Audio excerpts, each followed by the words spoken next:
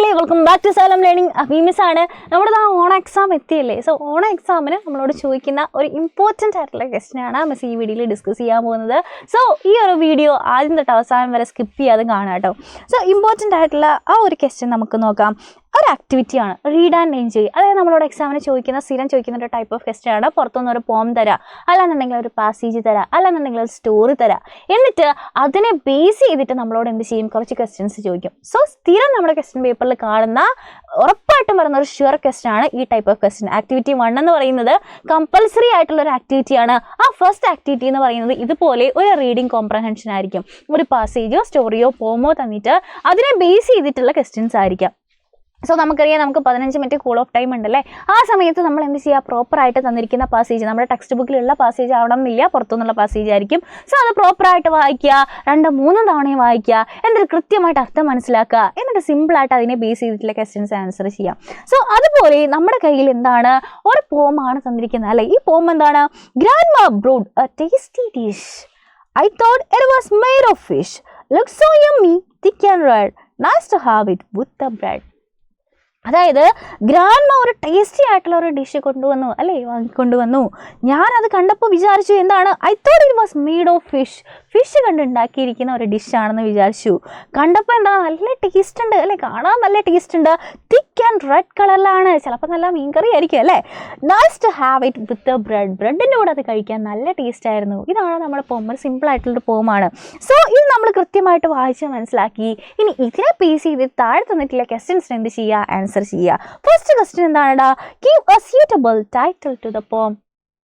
അപ്പോൾ ഈ ഒരു പോത്തിന് കറക്റ്റായിട്ടുള്ള ആപ്റ്റായിട്ടുള്ള ഒരു ടൈറ്റിൽ കൊടുക്കുക, ഒരു ഹെഡിങ് കൊടുക്കുക. സോ നമുക്ക് എന്ത് ചെയ്യാം, ഗ്രാൻഡ്മാസ് ഡിഷ് എന്ന് നമുക്ക് കൊടുക്കാം, അല്ലാന്നുണ്ടെങ്കിൽ എ ടേസ്റ്റി ഡിഷ് എന്ന് നമുക്ക് കൊടുക്കാം. സോ ഇതുപോലെ ആപ്റ്റായിട്ടുള്ള ഒരു ആൻസർ എന്ത് ചെയ്യുക, ഒരു ടൈറ്റിൽ നിങ്ങൾ കൊടുക്കുക.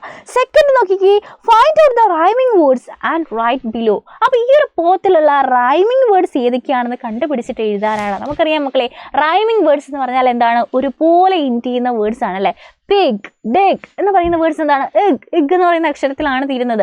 ഇപ്പോൾ ഒരുപോലെ ഒരേ സൗണ്ട്സിൽ എൻഡ് ചെയ്യുന്ന വേർഡ്സിനെയാണ് നമ്മൾ എന്താ പറയുക, റൈമിംഗ് വേർഡ്സ് എന്ന് പറയുക. സോ ഇവിടെ നോക്കിക്കേ, ഡിഷ്, ഫിഷ് കണ്ടോ, ഒരുപോലെയല്ലേ എൻഡ് ചെയ്യുന്നത്. ഡിഷ്, ഫിഷ് ഒരുപോലെയാണ് എൻഡ് ചെയ്യുന്നത്. അപ്പോൾ ഇതെന്താണ്, റൈമിംഗ് വേർഡ്സ് ആണ്.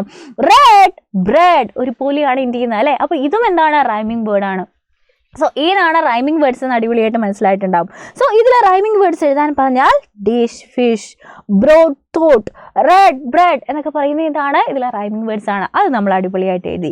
അടുത്ത ക്വസ്റ്റ്യൻ നോക്കിക്കേടാ, what is the poem about. ഈ പോം എന്തിനെ പറ്റിയിട്ടുള്ളതാണ്. അപ്പോൾ ഈ പോം വായിച്ചപ്പോൾ നമുക്ക് എന്താണോ മനസ്സിലായത്, ആ കാര്യങ്ങൾ വിവരിച്ചെഴുതാനാണ് നമ്മളോട് പറഞ്ഞിരിക്കുന്നത് അല്ലേ. സോ നമുക്ക് എങ്ങനെ ആൻസർ എഴുതാം, the poem is about a tasty dish brought by grandma. Grandma കൊണ്ടുവന്ന ഒരു ടേസ്റ്റി ഡിഷിനെ പറ്റിയിട്ടാണ് എന്ത് ഈ പോത്തിൽ പറഞ്ഞിരിക്കുന്നത്. സോ ഇതൊരു മോഡൽ മാത്രമാണ്. ഇതുപോലെ നമ്മളോടൊരു പോമോ അല്ലാന്നുണ്ടെങ്കിൽ ഒരു സ്റ്റോറിയോ ഒരു പാസേജോ തരാം, എന്നിട്ട് അതിനെ ബേസ് ചെയ്തിട്ട് നമ്മളോട് ക്വസ്റ്റ്യൻസ് ചോദിക്കാം. സോ സിമ്പിളായിട്ട് ഫുൾ മാർക്കും സ്കോർ ചെയ്യാൻ പറ്റുന്ന ഇമ്പോർട്ടൻ്റ് ആയിട്ടുള്ള ഒരു ക്വസ്റ്റ്യൻ മോഡലാണ് നമ്മൾ എന്ത് ചെയ്തത്.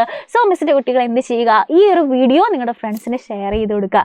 ആൻഡ് അതുപോലെ തന്നെ നമ്മുടെ ക്ലാസ് 4 മക്കൾക്ക് വേണ്ടിയിട്ട് നമ്മുടെ പ്രാണ ബാച്ച് ഉണ്ട്. ഓക്കെ, അപ്പോൾ നമ്മുടെ പ്രാണ ബാച്ച് സ്കൂൾ നിങ്ങൾ താഴെ കാണുന്നുണ്ടാവും അല്ലേ. അപ്പോൾ ഇതുപോലെയുള്ള ക്വസ്റ്റ്യൻസ് നമുക്ക് ഈ എക്സാമിൻ്റെ അവസാനം അല്ലാണ്ട് നമുക്ക് മുമ്പേ കിട്ടിക്കഴിഞ്ഞാൽ ഓരോ ചാപ്റ്റർ പഠിക്കുമ്പോൾ ആ ചാപ്റ്ററിനെ ബേസ് ചെയ്തിട്ടുള്ള ക്വസ്റ്റ്യൻസ് നമുക്ക് ആദ്യമേ തന്നെ കിട്ടുക. ലൈവ് ആൻഡ് റെക്കോർഡഡ് ആയിട്ടുള്ള ക്ലാസ്സസ് കിട്ടുക.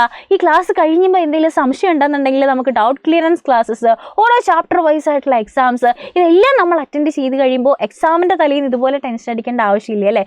സോ ഈ ഒരു ബാച്ചിലേക്ക് ജോയിൻ ചെയ്യാൻ വേണ്ടിയിട്ട് വെറും 1,999 റുപ്പീസ് മാത്രമാണ് മക്കളെ നമ്മുടെ പ്രാണ ബാച്ചിൻ്റെ ഫീസ് എന്ന് പറയുന്നത്. സോ മിസ്സിൻ്റെ കുട്ടികൾ എന്ത് ചെയ്യുക, ഇനി നമുക്ക് ഓൺ എക്സാം കഴിയാനായി. നമുക്കിനി എന്തുണ്ട്, നമുക്കിനിയും ക്രിസ്മസ് എക്സാമും ആനുവൽ എക്സാമും എല്ലാം ഉണ്ട്. സോ ഇനിയും നിങ്ങൾ ലേറ്റ് ആയിട്ടില്ല, ഇത്രയും പെട്ടെന്ന് എന്ത് ചെയ്യുക, നമ്മുടെ പ്രാണ ബാച്ചിലേക്ക് ജോയിൻ ചെയ്യുക. ഇതുപോലെയുള്ള ഒത്തിരി ക്വസ്റ്റ്യൻസും എക്സാം ഓറിയൻറ്റഡ് ആയിട്ടുള്ള ആക്ടിവിറ്റീസും ഒക്കെ നമുക്ക് അവിടെ അവൈലബിൾ ആണ്. So see you there. Tata, bye bye and take care.